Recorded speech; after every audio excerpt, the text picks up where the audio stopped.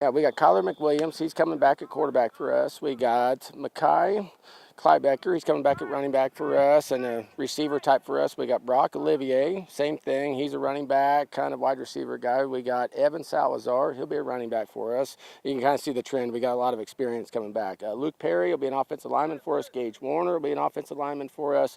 Cordell McBlair will be an offensive lineman for us too. And then those guys will all be on the defensive side as well. We got Corton Parks at wide receiver. We got Leighton Mack coming back too. And a lot of these kids have played for the last 2 years going into, so they're sophomores and junior year, and now they're coming back for their senior year. So that's the thing that we were very blessed with when we got this job, is a lot of experience to like work with, a lot of Friday night experience. Yeah, this is your first year as head coach for Pierce City. So, like you said, was that helpful to have these guys who kind of understand the culture already and could kind of teach you in a sense?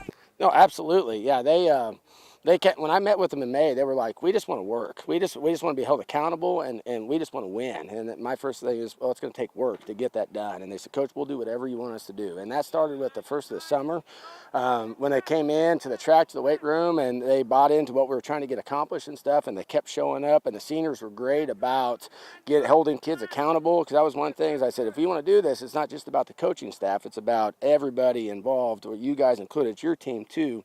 And I said, so we got to get kids here. That's the big thing, is like, let's show up and let's keep working, let's get better. And they did a great job of that too. Oh, and I forgot Jacob Lauermore too, an offensive lineman too. It just hit me. So, all right. I want to give a shout out to Jacob. So, all right.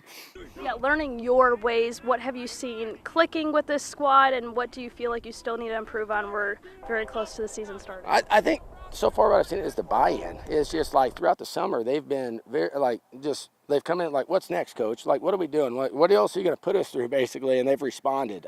So I think the buy-in has been great. They've shown up and they've worked. And going with this too, like schematically, they've like accepted the whole new change offensively and defensively. And because that's tough when you go into a senior year and here you are learning a new offense and new defense. And it goes along with what Coach Hawker did and his staff previous to it, is they built a really good foundation here at Pierce City.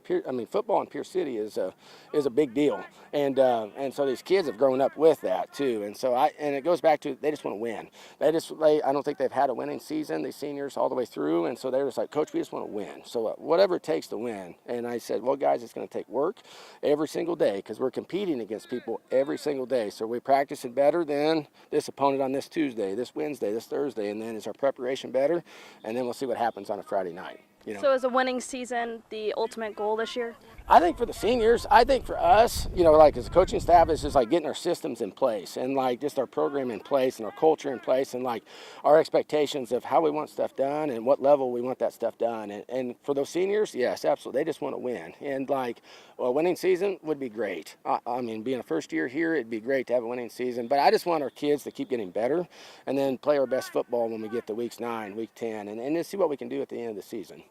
What's the anticipation like, especially this regular season, going up against teams like Marionville, Sarcoxy, or even Skyline, who's been added to the conference? Yeah, no, that's the thing is when I was at Clever, like we played a lot of these schools, and I know a lot of these coaches and stuff, and they're all really good coaches. So it's going to be a challenge, and that's the thing, to go in and any conference that you're in. I mean, there's good coaches all over the place, and that's when it comes to winning is hard. Being like at that level and winning, each week and stuff, and coming back. And but Marionville, obviously, you got the state champ coming back. Sarcoxy, he comes. I always give Coach Ellis a hard time because he's like, I don't know how we'll be, and here he is. He wins 8 games again and stuff. So I mean, he's going to be very good. And then the rest of the conference, Skyline coming over from the Mid Lakes, is going to be very tough too. So I mean, it's going to be a very challenging schedule for sure.